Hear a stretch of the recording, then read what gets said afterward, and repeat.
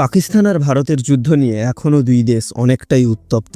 পাকিস্তান আর ভারতের মধ্যে সিজফায়ার হয়েছে মানে এই নয় যে পুরোপুরি যুদ্ধ বন্ধ হয়ে গেছে। অতীতে বহুবার ভারত পাকিস্তানের যুদ্ধের মাঝে সিজফায়ার হয়েছে, কিন্তু বহুবারই তা লঙ্ঘিত হয়েছে। পাকিস্তান যদি মনে করে পরিস্থিতি তাদের প্রতিকূলে যাচ্ছে বা কোনো সুযোগ সৃষ্টি হয়েছে, তবে তারা আবার সামরিক কার্যকলাপ শুরু করতে পারে। তবে আজকের আলোচনার বিষয় সেটি নয়। আজকের এই বিশেষ ভিডিওতে আমরা এই দুটি দেশ সহ বিশ্বের আরও তিনটি প্রধান সামরিক শক্তি আমেরিকা, রাশিয়া ও চীনের সবচেয়ে দূরপাল্লার ক্ষেপণাস্ত্রগুলো নিয়ে বিস্তারিত আলোচনা করব। আমরা জানবো এই ক্ষেপণাস্ত্রগুলোর প্রযুক্তিগত বৈশিষ্ট্য, রেঞ্জ এবং কৌশলগত গুরুত্ব সম্পর্কে। চলুন একে একে এই দেশগুলোর লংগেস্ট রেঞ্জের মিসাইলগুলো সম্পর্কে বিস্তারিত জেনে নেওয়া যাক। প্রথমেই আসা যাক আমেরিকার কথায়। আমেরিকার সবচেয়ে দূরপাল্লার কার্যকরী আন্তঃদেশীয় ব্যালিস্টিক মিসাইল হলো LGM-30G মিনিটম্যান 3। এটি একটি 3 ধাপে চালিত কঠিন জ্বালানির মিসাইল এবং আমেরিকার গ্রাউন্ড বেসড নিউক্লিয়ার ডিটারেন্ট ফোর্সের একটি গুরুত্বপূর্ণ অংশ। প্রায় 13,000 কিলোমিটার রেঞ্জের এই ক্ষেপণাস্ত্রটি ঘন্টায় 24,000 কিলোমিটার গতিতে লক্ষ্যবস্তুর দিকে ছুটে যেতে পারে। এর মাল্টিপল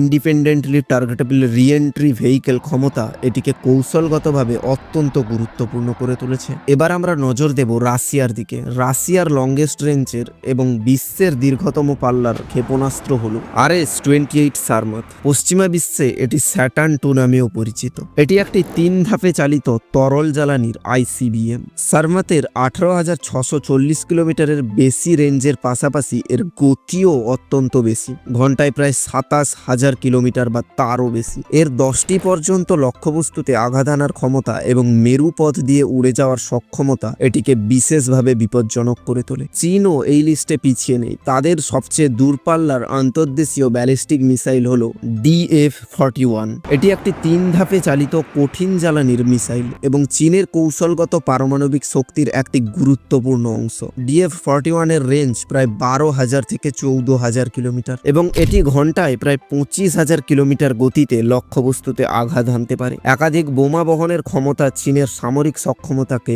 এক নতুন উচ্চতায় নিয়ে গেছে। এবার আসা যাক আমাদের প্রতিবেশী জঙ্গি দেশ পাকিস্তানের কথায়। পাকিস্তানের লংগেস্ট রেঞ্জের কার্যকরী ক্ষেপণাস্ত্র হল শাহিন-3। এটি একটি 2 ধাপে চালিত কঠিন জ্বালানির মিডিয়াম রেঞ্জ ব্যালিস্টিক মিসাইল। শাহিন-3 এর রেঞ্জ 2,750 কিলোমিটার এবং এটি ঘন্টায় 7,200 কিলোমিটার গতিতে চলতে পারে, যা এটিকে আঞ্চলিক প্রতিরোধ ব্যবস্থার একটি গুরুত্বপূর্ণ অংশে পরিণত করেছে। এটি পরমাণু এবং প্রচলিত উভয় ধরনের বোমা বহনে সক্ষম। সবশেষে আমরা আলোচনা করব ভারতের সবচেয়ে দূরপাল্লার কার্যকরী ক্ষেপণাস্ত্র অগ্নি-5 নিয়ে। এটি একটি 3 ধাপে চালিত কঠিন জ্বালানির ইন্টারকন্টিনেন্টাল ব্যালিস্টিক মিসাইল, যা সম্পূর্ণরূপে ভারতের নিজস্ব প্রযুক্তিতে তৈরি। অগ্নি-5 ক্ষেপণাস্ত্রের রেঞ্জ 7,000 থেকে 8,000 কিলোমিটারের বেশি এবং এটি ঘন্টায় প্রায় 24,000 কিলোমিটার গতিতে লক্ষ্যে ভেদ করতে পারে। উন্নত গাইডেন্স সিস্টেমের জন্য এটি অত্যন্ত নির্ভুল এবং ভারতের কৌশলগত প্রতিরোধ ব্যবস্থার একটি অপরিহার্য অংশ।